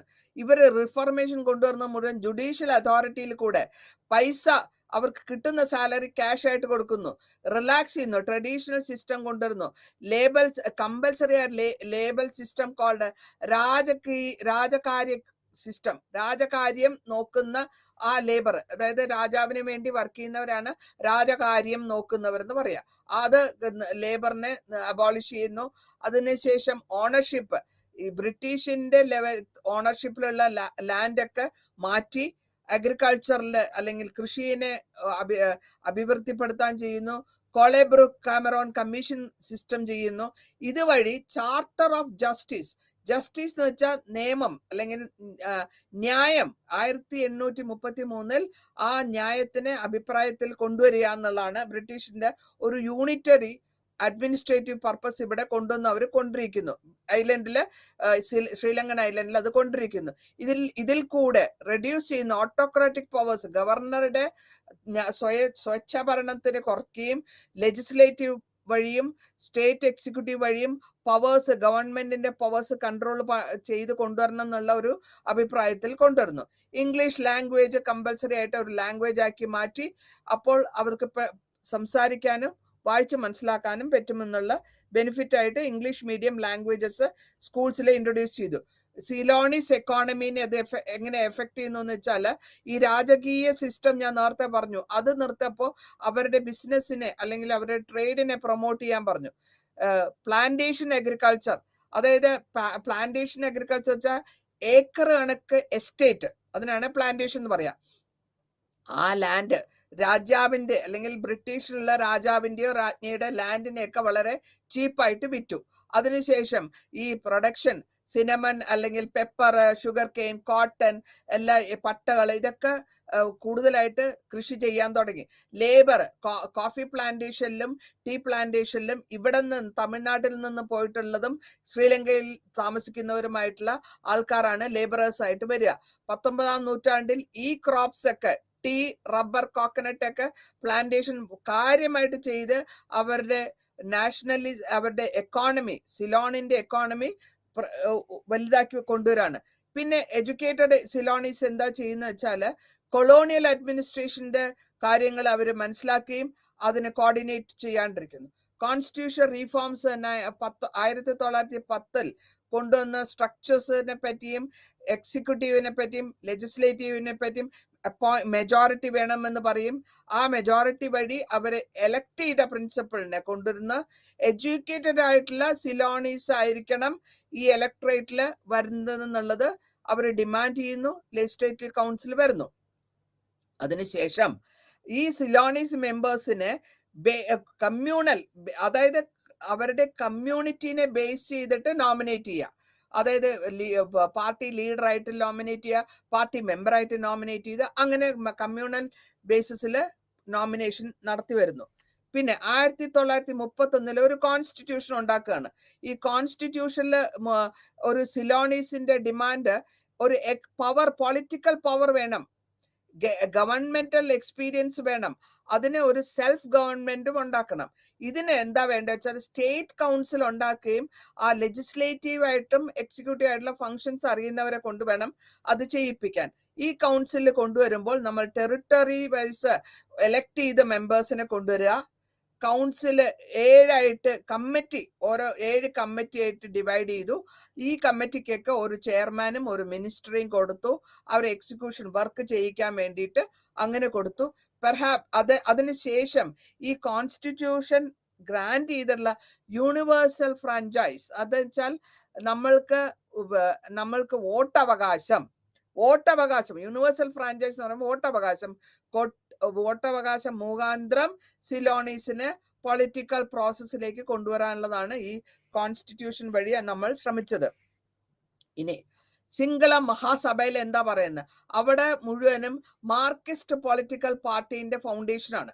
ഇതില് ഈ നേരത്തെ പറഞ്ഞു സ്വാതന്ത്ര്യം, വോട്ടവകാശം, യൂണിവേഴ്സൽ സഫറേജ്, യൂണിവേഴ്സൽ, റിലീജിയനെ ബേസ് ചെയ്തിട്ടുള്ളതോ നാഷണൽ ബേസ് ചെയ്തിട്ടുള്ളതോ എന്നുള്ളതാണ് അവിടുത്തെ അടുത്ത ക്വസ്റ്റ്യൻ വരുന്നത്. ഇതിനെയാണ് നമ്മൾ ഇവിടെ SWRD എന്ന് പറയും. ശ്രീമതി ഭണ്ഡാർ നായിക്കയുടെ കാലഘട്ടത്തിലാണ് ഈ സിംഗള മഹാസഭ ഫോം ചെയ്യുന്നത്.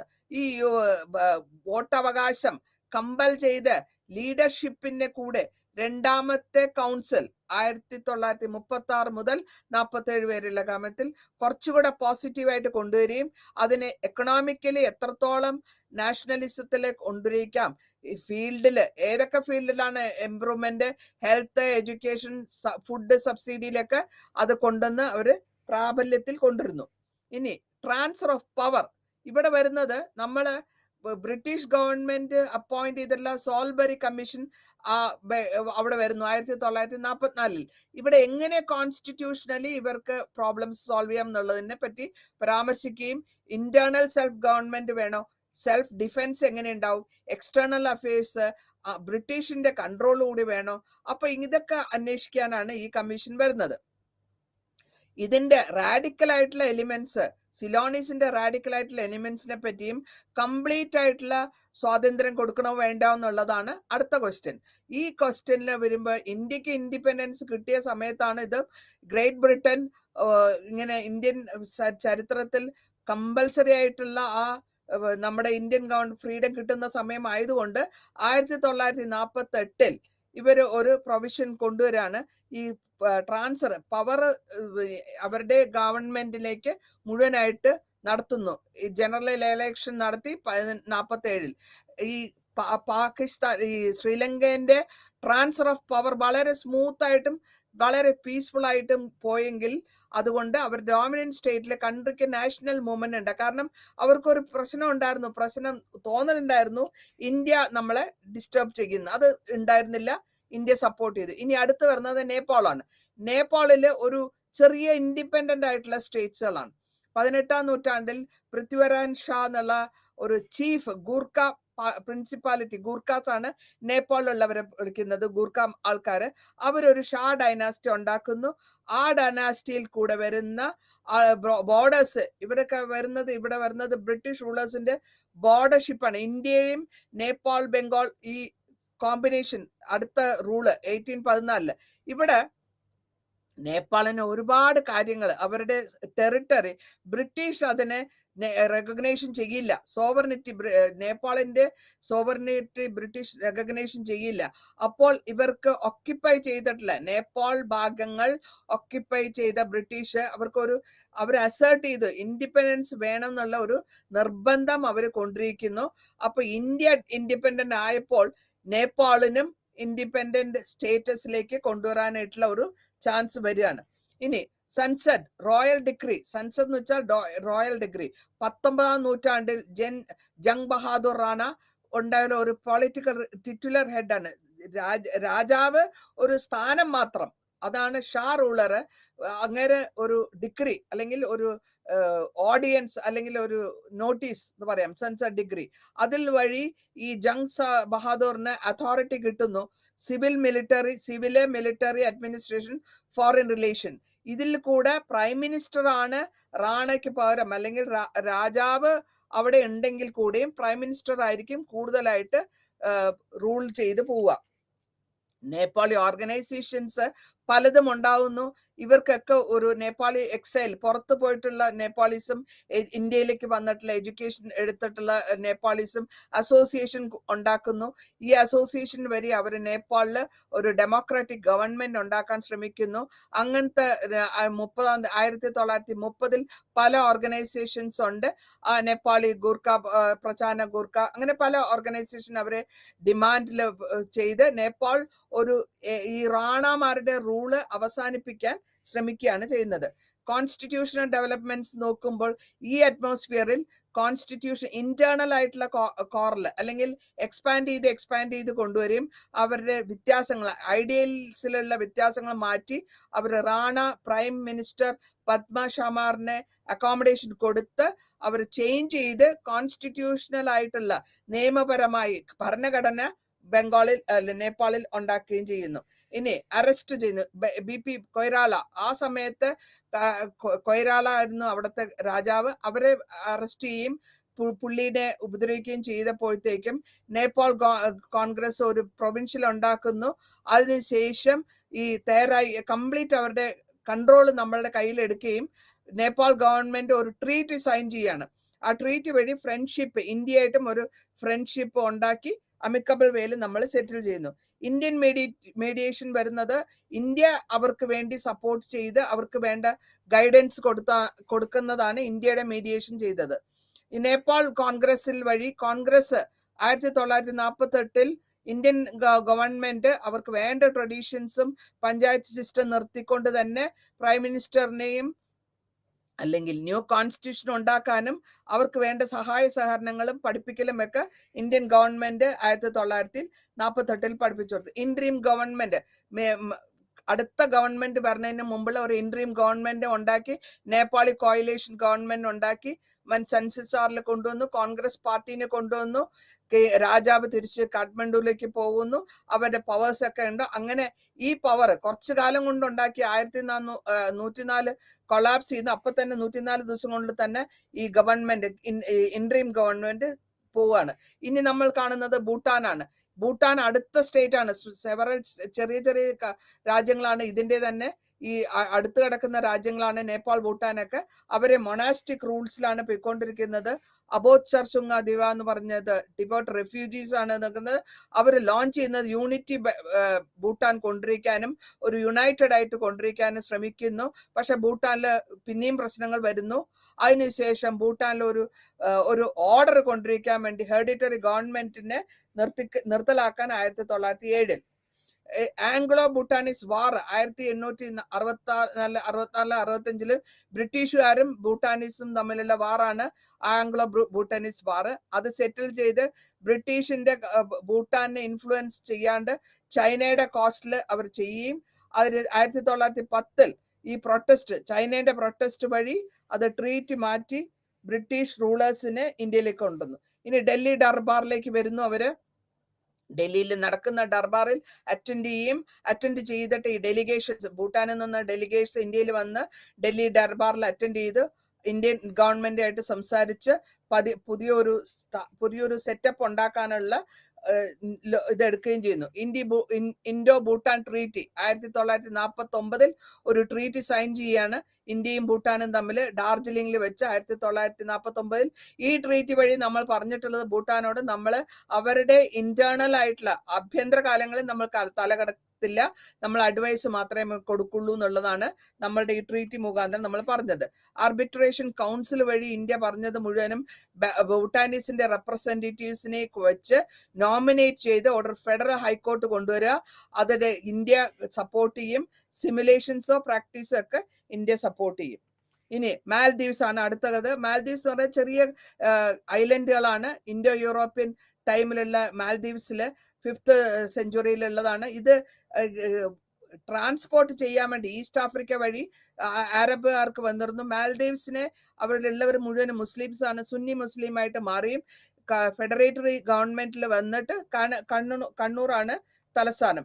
മൊഹബിൻ ബുക്കർ വാരിയർ ഒരു പാട്രിയോട്ടാണ്. അങ്ങേരാണ് ലീഡർഷിപ്പ് കൊടുത്ത് സുൽത്താന്റെ കാലഘട്ടത്തിൽ മാൽദീവ്സിന് ഇൻഡിപെൻഡൻസ് വേണം, ഫിക്സഡ് ആയിട്ടുള്ള എമൗണ്ട് കൊടുക്കാം, പോർച്ചുഗീസിന്റെ ഇന്റർഫിയറൻസ് പാടില്ല എന്നുള്ള ലെവലിൽ കൊണ്ടുവരുന്നു. മാൽദീവ്സ് ആൻഡ് ബ്രിട്ടൻ പ്രൊട്ടക്ടറേറ്റ്, ഞാൻ നേരത്തെ പറഞ്ഞു പ്രൊട്ടക്ടറേറ്റ് എന്ന് വെച്ചാൽ അവരുടെ പ്രൊട്ടക്ഷൻ ചെയ്യുന്നവരാണ് ബ്രിട്ടീഷിന്റെ പ്രൊട്ടക്ഷൻ. ഈ ടേംസ് പ്രകാരം അവിടെ ഒരു സുൽത്താനെയും ഐലൻഡിലുള്ളവർ അവർക്ക് ഫ്രീ ആയിട്ടുള്ള ഡിസൈഡ് ചെയ്യാനുള്ള ഇന്റേണൽ മാറ്റേഴ്സ് ഡിസൈഡ് ചെയ്യാം എന്നുള്ള ഒരു പ്രൊവിഷൻ അവർക്ക് കൊടുത്തു. മുഹമ്മദ് അമീൻ ദീദി അവര് മാൽദീവ്സിൽ 1953 സെപ്പറേറ്റ് ആയിട്ട് ഒരു റിപ്പബ്ലിക് ഫോം ചെയ്യുകയാണ്. അതിൽ കൂടെ അവരുടെ സൾട്ടനേറ്റിന്റെ പവർ കൺട്രോൾ ചെയ്യാം. പൊളിറ്റിക്കൽ ഡെവലപ്മെന്റ്, മാൽദീവ്സിലുള്ള പൊളിറ്റിക്കൽ ഗവൺമെന്റിൽ ബ്രിട്ടീഷിന്റെ മിലിറ്ററി പ്രസൻസ് ഉണ്ടെങ്കിലും ഇന്റർഫിയർ ചെയ്യാൻ പാടില്ല എന്നുള്ളതായിരുന്നു അവരുടെ ഡിമാൻഡ്. 100 വർഷത്തോളം ഈ ഐലൻഡ് അവരുടെ കൺട്രോൾ ഇരുന്നു. ബ്രിട്ടീഷ് പെർമിഷൻ മേറ്റി അവരുടെ ഐലൻഡില് റേഡിയോ സ്റ്റേഷൻ ഉണ്ടാക്കാനും അതുവഴി പോവാനും ഉള്ള പെർമിഷൻ കിട്ടുന്നു. അവർക്ക് അതിന് ഒരു ലീസ് എന്നുള്ള ലെവലില് $2000 പെർ ഇയർ കൊടുക്കുന്നു എന്നുള്ള ഒരു സിഗ്നേച്ചർ ആണ്. New prime minister Ibrahim Nasir ഒരു അഗ്രിമെന്റ് വെച്ച് ആ ആനുവൽ ചെയ്ത് പോവാണ്.